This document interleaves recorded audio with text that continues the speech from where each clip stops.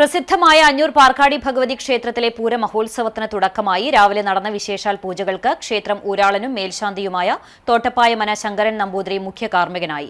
തോട്ടപ്പായമന സജീഷ് നമ്പൂതിരി സഹകാർമ്മികത്വം വഹിച്ചു. തുടർന്ന് കലം കരിക്കൽ ചടങ്ങുണ്ടായി.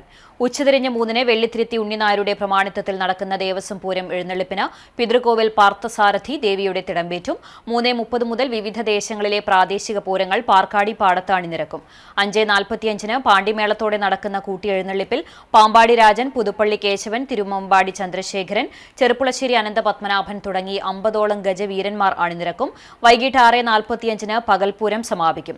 തുടർന്ന് വടക്കൻ വാതിൽക്കൽ നാടൻ കലാരൂപങ്ങളുടെ വരവുണ്ടാകും. തിങ്കളാഴ്ച പുലർച്ചെ 2:30-ന് ദേവസ്വം പൂരം എഴുന്നള്ളിപ്പും ദേശപൂരങ്ങളുടെ വരവിന് ശേഷം 4:30-ന് കൂട്ടിയെഴുന്നള്ളിപ്പും നടക്കും. ശേഷം പൊങ്ങലിയടിയോടുകൂടി പൂരാഘോഷത്തിന് സമാപനമാകും. പൂരാഘോഷം CCTV പ്രാദേശിക ചാനലിലൂടെയും യൂട്യൂബിലൂടെയും തത്സമയം സംപ്രേഷണം ചെയ്യും. ഞായറാഴ്ച ഉച്ചയ്ക്ക് 1 മണി മുതൽ വൈകിട്ട് 7 മണി വരെ അഞ്ഞൂർ കുന്നംകുളം റൂട്ടിൽ ഗതാഗത നിയന്ത്രണവും ഉണ്ടാകും.